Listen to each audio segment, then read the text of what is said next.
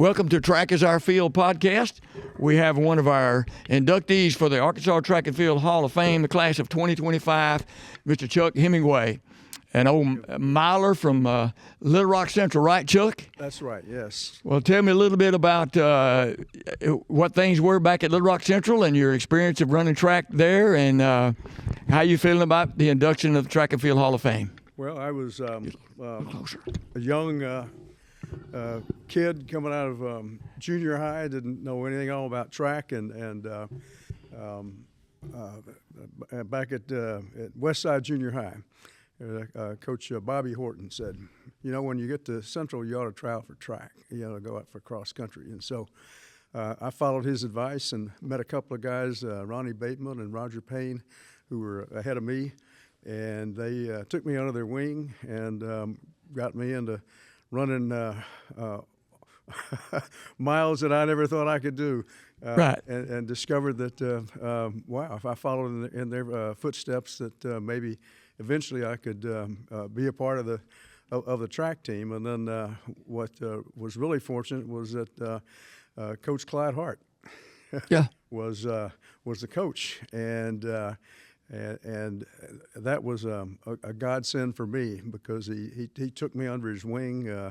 He was a mentor, a father figure, and just taught me the fundamentals of what I needed to do to become a good runner. And from there, when Coach Hart went to Baylor, then Coach Horton took over. Right. and he was. No drop off there, was it? He was equally as incredible, and had a huge heart, and took an interest in us, and just developed us into a team, a fine team of athletes. Didn't matter what your event was. Coach Horton was pushing everybody to be their best, and eternally thankful for his guidance and support. Yeah, got to know Coach Hart and Coach Horton, and obviously he loved the sport of track and field, and he loved the track athletes. That's the number one thing. At least that's the impression I got from him. Right. And he served on our board for many years, too. Right, that's right, yes. Yeah. Well, on your induction here, let's say you were back in the 60s. I look back at the 60s and see that as really the track and field was on fire, especially running the mile. Right. The mile state record, just kept getting broken, just went from, I don't know what it was at the beginning of the 60s, and then into the late 60s, it really got knocked down quite a bit. So, and we're running on dirt, cinders, black cinder, red dog. Right. It's not like the rubber tracks of the days. Yep. And I was lucky enough to be right there on the cusp of that. Right. There were some really good athletes right after World War II, but then right about the time of the 60s, the people like Mike Hoffman as a sprinter came along, and it just took off. And I can remember, as a little old kid looking up in the stands at Central, and there were crowds of people that I never expected would come to a track meet, but there they were. And yes, they were. And it was just a wonderful experience to be a part of that. Yes. Well, and now we're inducting you in the Track and Field Hall of Fame. It's been a long time, but how do you feel about that? I cannot believe my good fortune. I never thought anything like this could ever happen. I had gotten based on my mile times, and I'd been able to get a scholarship to the U of A. Right. And had looked forward to a career up there, and kind of did okay the freshman year, but then had a snowboarding accident. I'd heard that. But an accident in my sophomore year that kind of stopped me from being able to be much of a competitive athlete, and I was able to come back in my senior year and run cross country, but just one of the seven. I wasn't one of the leaders of the pack, so to speak. Yeah. Well, it's great to have you. And where do you reside now? You're in we're in Bend, Oregon. I knew you were way out west in Bend, Oregon. So, well, it's great to have you here with us, and certainly great to have you inducted in the Track and Field Hall of Fame, and it's well deserved. Well, thank you, Carl. Congratulations. Really appreciate being able to be a part of this podcast. And well, thank you so much. Look forward to the induction ceremonies. It's going to be a great night for celebrating track and field. It sounds like it. Thank you. Thank you, Chuck. Congratulations. Okay, our next inductee is Buzz Andrews.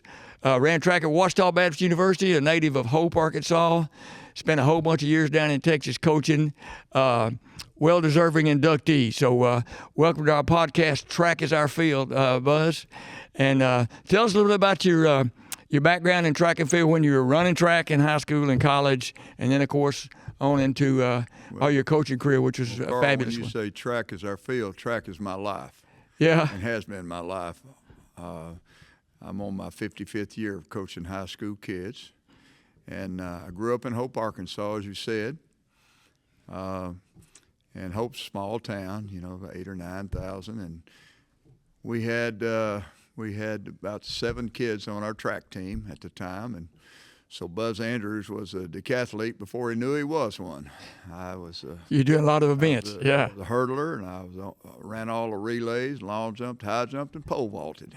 So I did most of the events before I even knew I was going to try to be a decathlete. But Hope High School was a great time for me. I was a captain of the football team, and I was starting quarterback from the 10th year through 11th and 12th, so I had that. And I was Mr. Hope High School, so it was a good time for me. Yeah. It was a very good time for me. And then I went from there to Ouachita Baptist, and Lamar Watkins recruited me. Coach Gravitt was trying to get his doctorate at East Texas at the time, and he was not there. And so I thought Lamar Watkins was going to be my coach, and then Coach Gravitt came back. And then so Coach Gravitt coached me, but Lamar Watkins coached me the first semester. And Lamar moved over to Henderson, too. He was instructed me in 2 or 3 classes. I really liked him. He sure did. And so I got hooked up with those guys. And at Ouachita, I was a hurdler, and that's what they recruited me for. And I was wound up being AIC champion 2 years, my junior and senior year, but had a good run at Ouachita. And my senior year, for some reason, I wanted to revert back to my old high school days, and I wanted to be a decathlete. Now, Coach Gravitt discouraged that because I was a champion hurdler, so he didn't really want me to spend time on the shot and discus and javelin, the throwing events. And so I begged him to do it. So he let me do it, and then I wound up in the NAIA National Championship at Billings, Montana in 1972. And I did well enough to finish 5th. And I don't quite remember my score. I think it was 68-40 or something like that. No, it wasn't 7,000, but it was okay. I wound up 5th place. But the story today is, and it's a pretty unique story, is that I got beat by a woman. A woman finished 3rd place, and I finished 5th place. And that woman's name was Caitlyn Jenner. So that's okay, I got it now. That's the story as it goes. It turned out to be a little bit different story as time went on. I got beat by a woman, but I'm going to call him Bruce. Were they letting women compete at that? No, but that's the way the story ended up. Yeah. From there, I became a graduate assistant at Ouachita. Coach Gravitt wanted me to stay on because I did have a lot of track experience, being a decathlete. And so I did that, and then decided I had a business degree, and so I decided I wanted to coach. That was going to be my life from there, and I enjoyed being a graduate assistant so much. I just decided to start getting some physical education hours, which I didn't have a lot because I was a business major. So I kept working on a master's. So Jim McSawyer said, well, look, you're going to work on that. Come on over and help me after you left. And come over and help me and coach some of the kids over there. So I said, okay. And of course, I was getting everything paid for at that time. You know, it was free. My education was free. So I did that, and the kind of the interesting thing that happened there was Jim McSawyer became very ill. I remember that. And he gave me the program. I had to take over the whole program, and I became a head college coach before I was even ready. I was just, you know, a graduate assistant at the time. But you were ready for a little while. Pardon? You were ready for a little while. I was a Henderson Ready for a little while, and that's kind of wild being a Washita Tiger and a Henderson Ready. Yeah. The rivalry there was very good. And so that happened, and when that happened, they had Henderson was hosting the NAIA National Championship meet. Right, we did it for 5 years. So lo and behold, they asked Buzz Andrews to be director of the National Decathlon at 23 years old. So here I was at 23, addressing coaches that were 60 and 60 years old, but this young sprout, Buzz Andrews, was the director. Yep. So I did that for 2 years, and then I did a fair enough job doing that, and then Don Hood out at Abilene Christian asked me to do it out there, to be the director out there. So I went out to Abilene Christian, and I did it there, and then I finally had to get a job. You know, I was at Cabot at that time, so I was coaching high school track. And then after I left Cabot, I coached at Cabot. Those were great years. They didn't have a track when I got there, and then when I left, they had a track. So, and they told me it was because of me, because I was so persistent with coaching track, and so, you know, adamant about the kids needed a place to run and compete. So they built a track while I was there. I was really proud of that. And then I went to Richardson. I moved to Texas. I remember you went there, yeah. Yeah, I moved to Texas, and Winston Duke, that was from Arkadelphia, and had coached at Arkadelphia. Well, he moved to Richardson High School, and Winston went to my church in Hope. So I did know one person out in the Dallas area. So I called Winston. He said, "Come on, we'll get you a job." So sure enough, I got a job there, and that launched my Texas career, and I just coached in Texas. I built a program where we won 12 district championships in a row, and I can't even count on my fingers how many state champions we had and champions we had, because we had just a lot. 2 of which became Olympians, so that was a thrill for me to be involved in their development. And girl high jumper Erin Aldridge, and she jumped 6'2" and a quarter in high school in the high jump. That's pretty good. And then Darvis Doc Patton, as we well know, ran 9.76 in the Olympics, and when Bolt ran 9.58. Right. So he was in that final in the Olympic Games. So I coached him. And then I guess seems like 40 years later, I finally shut it down in high school, and I think I retired for 2 weeks. And so I knew that track and field, as I said, was my life and in my blood, and I didn't want to quit. So I hired myself out as a pole vault gun, and I started coaching these private school pole vaulters. Well, I did well there and started producing state champions one after another there in private school, and so everybody thought I was a pole vault guru, you know, at that time, because I was coaching a bunch of good pole vaulters. So when my son Chad, he was a all Big 12 decathlete at Texas Tech and grew up as a track son, so he had it in his blood too.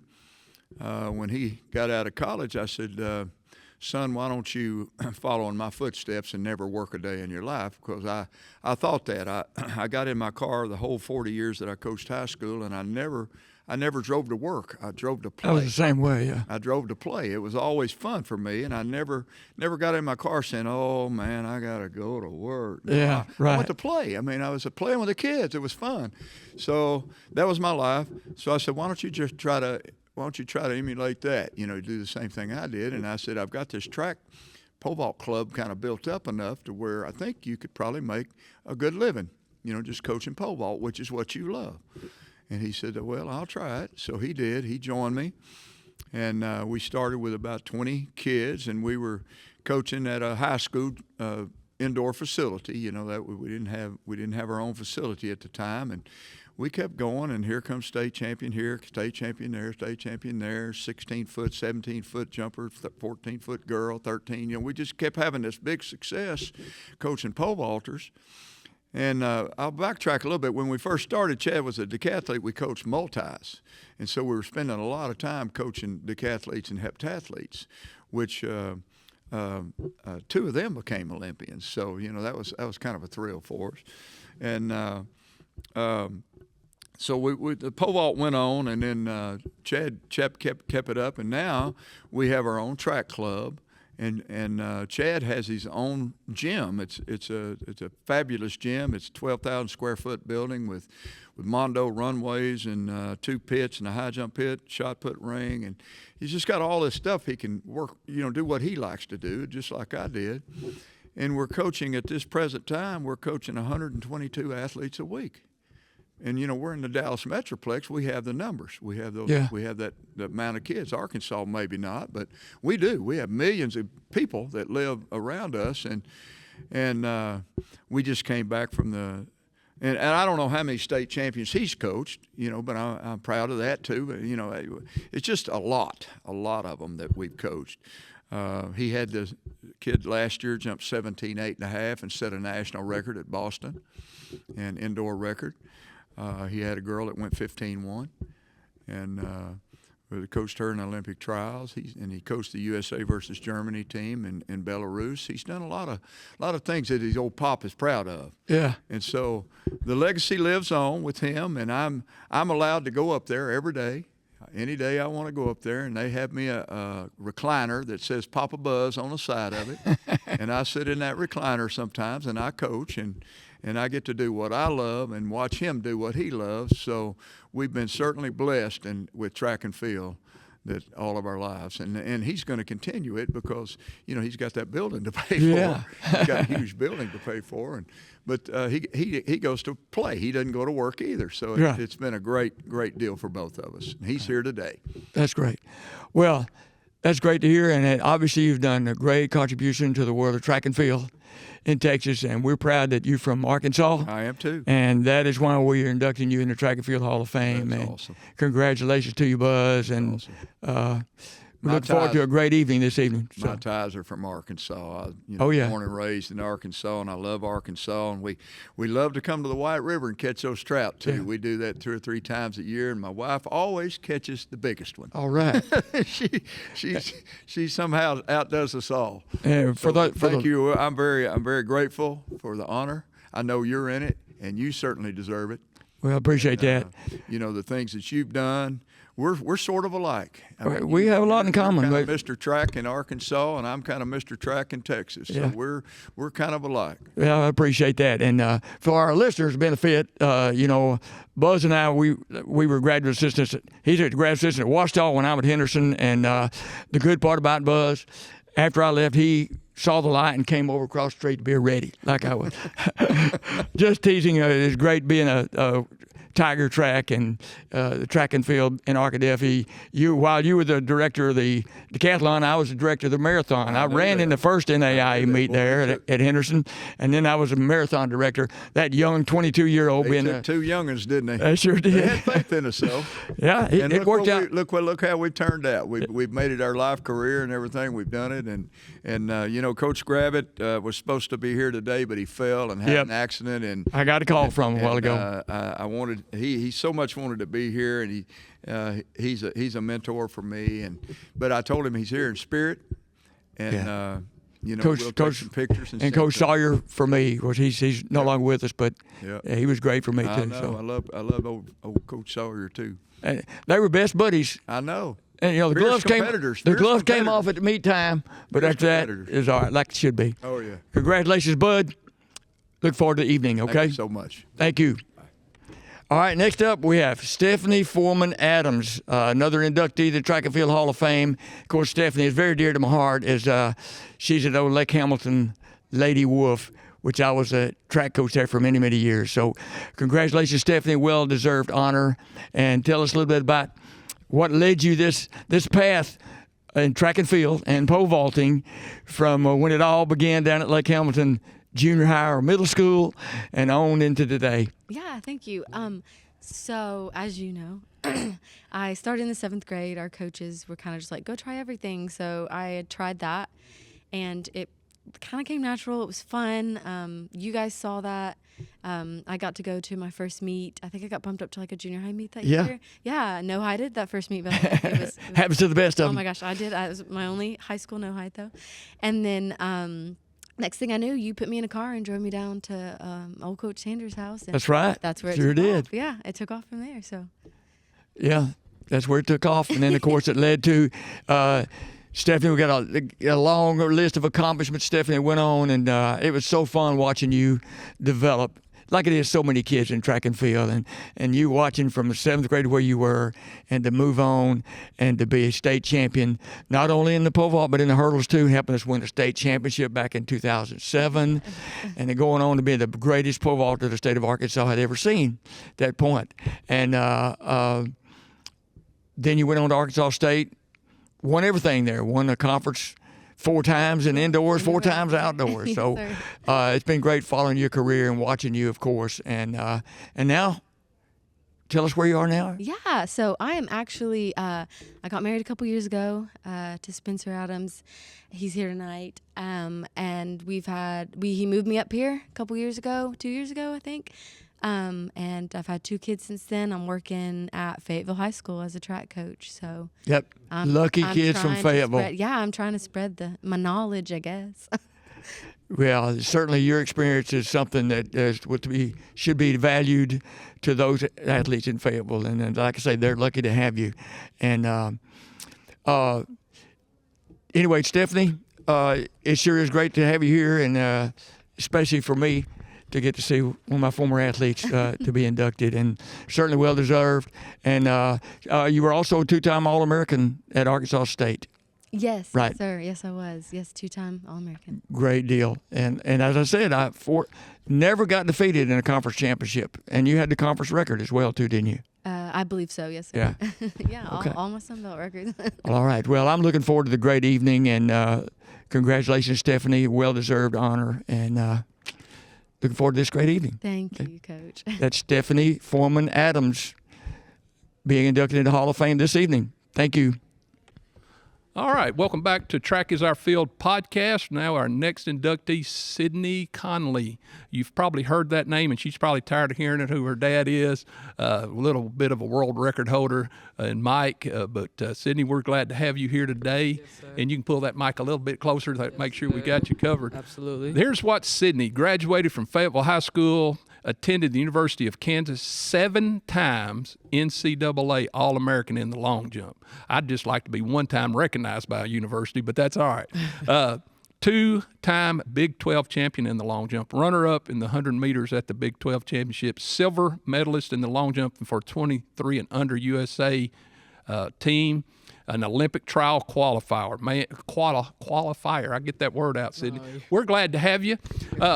What does it feel like to be inducted into the Arkansas Track and Field Hall of Fame? Well, first and foremost, it's an honor, especially to be amongst such great athletes, I'm sure, during their time. So I'm just happy to be here. It's a privilege to be here, and I'm just happy to, celebrate not only myself but the other inductees as well. Well, we're glad you could go. I think now you're based out of Atlanta. Yes, sir. Are you still tracking any, or are you just working for a living? Yes, sir. Actually, yeah, I'm out in Atlanta right now with a training group that's being coached by Dwight Phillips. Yes. He himself was a gold medalist in the long jump in 2004. So Yes. he has a pretty good group out there. It's a lot of us, a lot of hungry, a lot of just talent out there. So we're excited. Which to me, with all that going on, makes you better. Oh, absolutely. Iron sharpens iron. That's what they say, right? That's exactly right. Absolutely. It Yes, is. sir. It is. So our goal from this, though, to do what? Is that you train in the Olympic Games? I mean, that's always the goal. I think for first and foremost for me is just being healthy. I've had a few years where I've had multitude of injuries, surgeries, and things of that nature. So this year, it's actually been the most healthiest I've been. So Awesome. I'm thanking God on that one, and I'm hoping if I can keep that going, then the rest will fall where it may. So 2028, definitely the goal. As long as my legs are still kicking, I'm still going. That would be awesome to Absolutely. see. Get Arkansas represented Yes, at the sir. Olympic Games Yes, sir. and bring do it back home. That's right. Exactly right. Absolutely. So what was it like to be at Kansas? Who was Coach Red Wine your coach? He was our head coach, but he was over the middle distance, Okay. so I didn't get the privilege of getting that. Thank God. Like, Yes. but no, I was under Miguel. I'm sorry, not Miguel Pate. Coach Pate. That's his cousin, actually. Right. He was the coach at Alabama, Miguel Pate. But yeah, so it was with Coach Pate and also Coach Brewer. She was a sprints coach. Actually, Ronnie Brewer's daughter. Yes. Yeah, out of Fort Smith, Yeah, Arkansas. absolutely. So she was my coach for sure, hands-on. So just a lot of family, a lot of just a lot of family stuff going on. It's crazy how that all Literally happens. small isn't it? world, Yeah. small world. So yeah. So what was training like in Kansas in the winter? Did y'all have indoor facilities? I mean, golly. I mean, no, for sure. We definitely had indoor. We had an indoor facility, we have an indoor track. It's a flat Okay. track, but we also had to wait for football to get out of there because that's where they also train and put the turf down. Gotcha. But it really became an issue when it came April and it was still snowing. So it's like, Outdoor meet. Here we go. because then at that point, that's when football's back training. So now they have the indoor. So now we're outside in 40-degree weather. And I remember one year it snowed during Kansas relays. Wow. And again, that's in April. So that was cute. That was nice. It was an experience. We hoping young kids are listening to our podcast. What would you, an up and coming Sure. track athlete, Absolutely. boy, girl, it doesn't matter, just Sure. a track athlete coming up, what would you tell them to do to get to try to Next be that level. top Yeah. person? Yeah. I mean, honestly, I feel like discipline and consistency are the main two things I would take away from this sport. I mean, if you're consistent, whether that's big or small, the details are what matter at the end of the day, especially as you get older, especially as you get deeper into the game. The small things mean just as much as the big things. Yes. So definitely don't take the little things for granted is what I would say. And obviously just discipline, like knowing when to say no, knowing when to say yes. So I think those two things are crucial and when to do it, right? So there's always a time and place. So I would definitely say discipline and consistency are the two main things I would take away. Well, you young people, listen to that. The great advice from a great athlete. Again, That's Sydney, right. we're excited to have you here at the Track and Field Hall of Fame Yes, inductee, and I'm looking forward to seeing the Olympic Games. Hey, fingers crossed, right? That's what we're gonna do. Look, Just let keep- go, let God. That's all you can Keep do. working. Keep working. Yes, sir. We'll do. Well, thank you so much for Thank you. coming. Absolutely. Thank you. Well, welcome back to the Arkansas Track and Field Hall of Fame. We have another inductee, Robert Ricks Jr.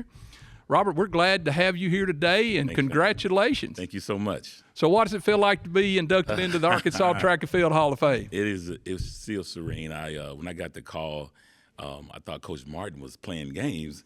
He said, "You might get a call from someone." He didn't really tell me what it was about. So when he called and I reflected back on my time as a seventh grader all the way to my senior year, I was very excited that someone recognized my accomplishments. Well, I'm just looking at your bio, and I can't read all the things you have done. Incredible. This one right here, though, as a ninth grader in high school in the high jump, 200, 400, 85.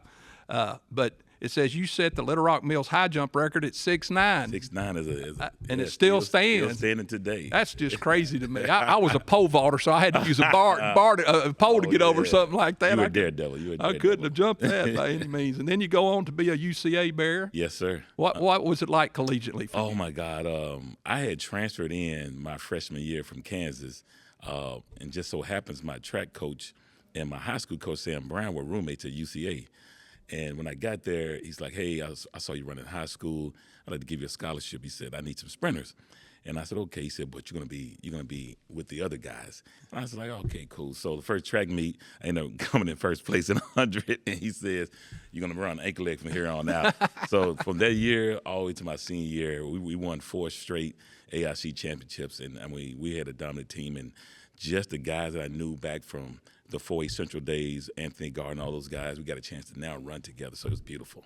And enjoyed every minute Absolutely, of every it. minute And of it. that's what I've loved about Yes, track sir. and field is the friendships you make, whether it's on another team or Yes, whatever. And then when you're all together on the same team, it's just an Absolutely. incredible time. So where are you living now? So I'm in Frisco, Texas, just Frisco. north of Dallas. Yes. Growing community. Been there since 2009. And got 3 kids. One attends UCA right now. He ran track. And then one goes to school in Chicago. She's a menace. And then my significant other. They're all just so elated to be here. Well, being a relay person and being that anchor leg, did you feel more pressures? Okay, they're getting the stick to me and it's tight and I got to bring it. Absolutely. I mean, what did that feel? I mean, I was a pole. I just jumped up. What was that? Just give me that mindset of It that was, anchor leg. you were watching the first leg in the hopes that guy had a great start, because if he didn't, that means I'm going to be playing catch up at that point in time. And just so happened we had a few guys that were good. Some of them, hey, we made up ground, but when you come on that last leg, I need to get the stick and I need to bring it back home. And so that was a lot of pressure, just to get the handoff first, Yes, and then take it home. So it was weekly pressure for me, but I enjoyed it.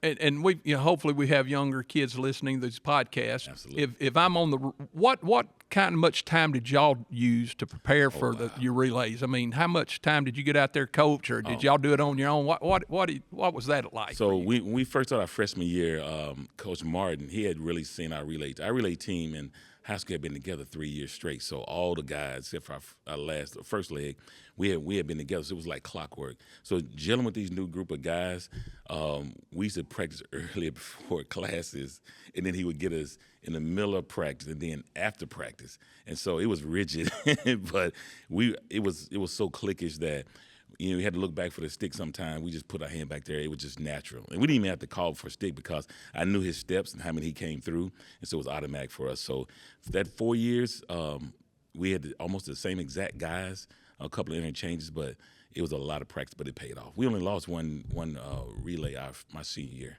Well, just looking at these times, 40.47, 40.99 on these championships, 40.9. Yes, y'all sir. were rolling. Oh, we Y'all were rolling. That's for darn sure. Thank you. And like you said, though, it's just for you students that are maybe listening out, it's getting out there and working at it. Oh, yes, sir. But having fun with it too, and get that feel as a team. Oh my God. We always talk about tracking individual, but Yes, there's sir. the one thing: it is a team. 4 of you coming together to have success. That and I tell everybody, that's like the ultimate a track team, and everybody thinks it's individualism, but when you have those relays, it's nothing like depending on the other guy to help you bring it across the finish line. So I enjoy it still. Well, and when you go to track meets, when does the crowd go crazy on those relays? Yes, sir. Yes, sir. They love the relays. Oh my God. Well, Robert, we are excited to have you here. Yes, sir. Thank you. Again, I could go through. It'd take me 10 minutes to read all your accomplishments. Yes, sir. You did. Yes, sir. You are well deserving of this honor. Thank you. We are glad you're here tonight, and we look forward to seeing you and hearing you speak this evening. And thanks for taking time to talk to us. Thank you, sir. Thank you. Thanks again. Well, we're back with our next inductee, Chris Phillips, a Crossett High School graduate, my hometown. I graduated there myself. Chris went a little longer. He was in the 80s and I was in the 70s. So do remember. 90s. 90s. Yeah, 86 here. State champions. Yeah, that's it. Chris was outstanding meet of champs winner, went to the California Gold West, won out there the 400 hurdles in 52.3. Second place in the 110s, and he goes up to the University of Arkansas in 1990, and listen to this, folks, became an 8-time All-American. Chris, that's outstanding. And then won the 400 hurdles in the Southwest Conference days and became the only athlete to ever win both the 110s and the 400s in the SEC championship. You could go, brother. I know that. Well, congratulations for being an inductee. That's a great honor that we are glad you're a part of that. What was your feelings like when you got that phone call? I was very excited when I got the call. I had been thinking about it and talking to Coach White about it, and it was a great feeling that I got from that moment when I got to receive the call. Well, again, 8-time All-American, and only the person to ever win the 110s and the 400s. It doesn't happen, and deserve to be here. What was it like working with Bobby Richardson and Leon White in Crossett? Bobby Richardson and Leon Wright. Leon was the greatest coaches I didn't have to really work hard. I didn't think anymore. I did what they told me to do, and it worked out well for me. So I have to contribute pretty much my whole career to how they started me out and learning how to run hurdles and setting me up for college and professionals. Well, that was a question. We're hoping young people are listening to the podcast. What would you say for a young athlete that's starting out as a hurdler? what would you suggest to them to do? I know it would be great to have that coach, but sometimes we don't have those. What would you talk to kids about being a hurdler? I would probably say the biggest thing I would go with is overemphasizing your technique. Like if you have your drills, be very, very sharp about your drills. And if you're doing high knees, go a little bit higher than just high knees. Always go a little bit over and beyond in your exercises, your drills, before you prepare for the hurdles. Great points right there for sure. And that trail leg, working that trail leg. I don't know if you remember Leon talking about close the door. Yes, I do. Yes, I do. I went to him when I started coaching, and I was like, Coach White, I need to know how to work hurdles. And that was one thing I always remember, working that trail leg and close the door. Yeah. And man, it made a difference with my kids when they mentally understood that about pulling that trail leg through. And, True. Yeah. well, go to the University of Arkansas. Who was your main coach there at U of A? Stanley Redwine was my okay. coach there. Well, did Stanley know anything about hurdles? Stanley knew a little bit about hurdles. If he didn't, he had friends that knew about hurdles. So. And he came out and shared it with you. Yes, he did. And we had some guys that would come in, professionals that would come in and work with us as well, with Stanley. Your professional career, can you just tell us a little bit about that, what you did and so forth?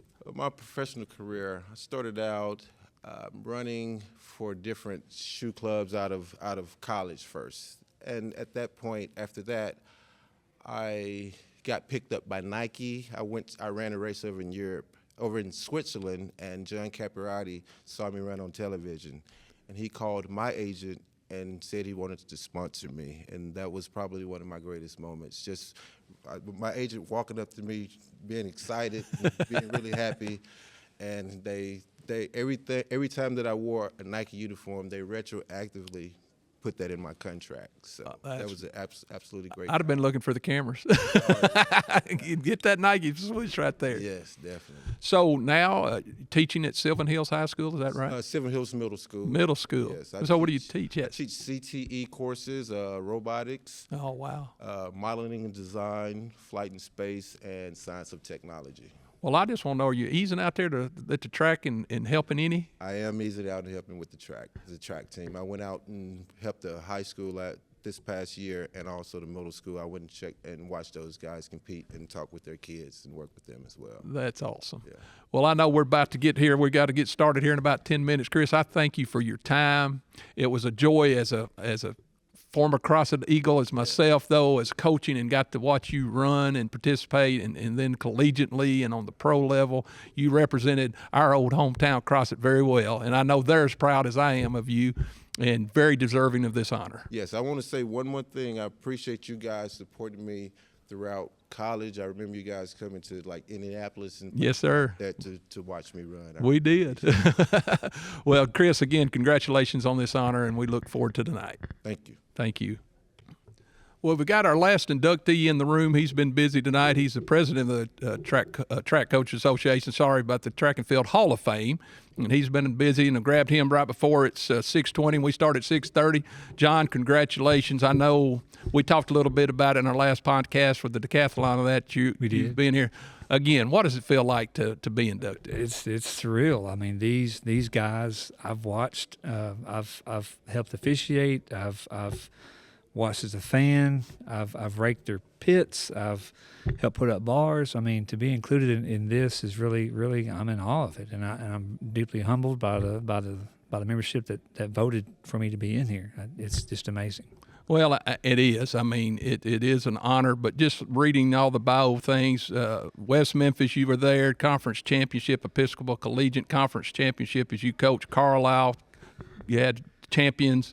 And then at Bologna, you've really, that program has just bloomed since you've been there, personally speaking, all that. What would you say as a coach is probably the biggest thing you've got out of coaching athletes at all these different schools? What's it been like?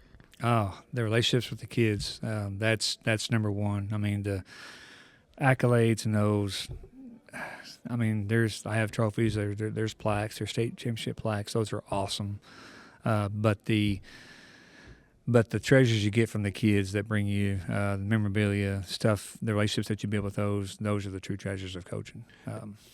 I mean, that's a distant first place out of everything else. Well, and that's the thing people really, I don't think, understand as coaches. Mm-hmm. You know, those relationships. You're asking kids to step out of places they've never been to be successful. Correct. And whether they finish 8th or 28th, you see growth in them. And, Yes. and that's the thing for me. It was never huge. about winning. It was about getting better. It's for them to figure out, hey, I can do this, or I can't tell you how many times that I've been thanked for putting them in a situation where they felt uncomfortable. But then that's where they grew. That's how they got better, and they were really glad they went through that process. Well, what does your future look like? How many years have you got put in now in education? This is 32, and it's been 32 years. I've been last 19, 20 at Bologna. It's been an amazing run. Well, like I said, I had 37 in, brother. You got to keep on rolling. Keep on rolling because kids need you at Bologna. I mean, you do make a difference. And the success you've had, and just looking here at one thing I didn't notice, over 35 individual state champions in track and in cross country, and 17 athletes that continued their career in the college level. Correct. I mean, you've done the things you've wanted to do. You've had success. This year's state runner-up. Very deserving of this award. If you got anything to say to young coaches, what would you say? Those young coaches, if you think that those kids don't know if you are invested in them, you're mistaken. Those kids can pick you out very quickly. They know who loves them, who's vested in them, and who's not. I totally agree. Well, John, I know, again, you're kind of like me when I got that award. It's kind of like I'm really not deserving of that, and I know your heart like that too. But you do deserve to be in this. I appreciate it. And we're proud for you, and we look forward to a great night tonight. Awesome. Well, that was John Stewart. That was our last inductee, and we've got to get into the banquet or we're going to miss it. Right. Well, we're closing out. We want to thank our sponsor, Edward Jones, Tommy Howard Financial Advisor, Steve Qualls with Design Lab, and the Arkansas Track Coaches Association, and Lakeside School District for allowing us to start our podcasting there. It's been a good year. We don't know this summer how much we will continue to podcast, but we will crank it back up for sure in the fall with cross country. But we hope to be able to maybe bring you some this summer. We thank you if you've been listening to our podcast. We've enjoyed doing it. We hope we haven't bored you. We hope you've enjoyed listening to us, and we look forward to bringing you more. Track is our field in the future. Good night, everybody.